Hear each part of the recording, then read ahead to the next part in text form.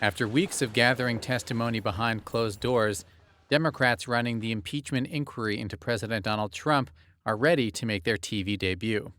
The first open hearings begin Wednesday, with U.S. diplomats William Taylor and George Kent, who are expected to detail their concerns that Trump and his administration sought to tie $391 million in security aid to Ukraine to an investigation of former U.S. Vice President Joe Biden and his son Hunter. Ousted U.S. Ambassador to Ukraine Marie Yovanovitch will follow on Friday. What led you to be concerned about a quid pro quo? The three are among witnesses who could publicly corroborate the details first alleged by an anonymous whistleblower that described a July 25th phone call in which Trump asked for Ukraine's president to open up political investigations that could help his 2020 reelection. My call was perfect. Despite the president's claims, many witnesses were troubled by Trump's efforts regarding Ukraine. Taylor, the top U.S. diplomat in Ukraine, previously told lawmakers in closed-door testimony he was unhappy that the administration had held up the congressionally approved aid to help combat Russian-backed separatists in the eastern part of Ukraine. George Kent, a senior State Department official who oversees Ukraine policy, was concerned that Trump's personal attorney, Rudy Giuliani, was conducting shadow diplomacy in trying to squeeze a Biden investigation out of Kiev. Here's how the hearings will work. Following opening statements, questioning of the witnesses begins.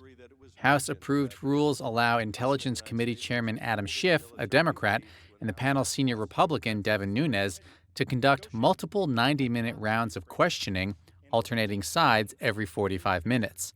Schiff and Nunes are considered likely to give at least part of their time to committee lawyers who have conducted much of the questioning to date in hearings held behind closed doors. Once these rounds of questioning are finished, the committee will return to the usual format, with each lawmaker getting 5 minutes of questioning alternating between parties. And they've gone out of their way to find the people that hate Donald Trump, President Trump, the most. The president and his allies have attacked witnesses and impugned the credibility of Congress's investigation.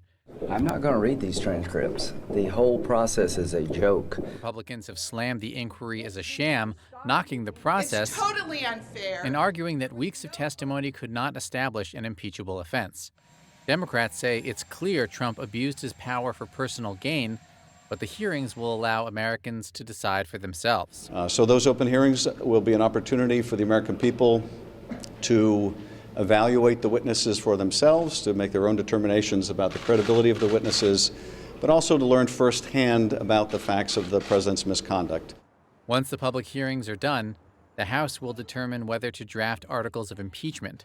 If that passes, it then goes to a trial in the Republican-led Senate, which so far shows no appetite for removing the leader of their party from office.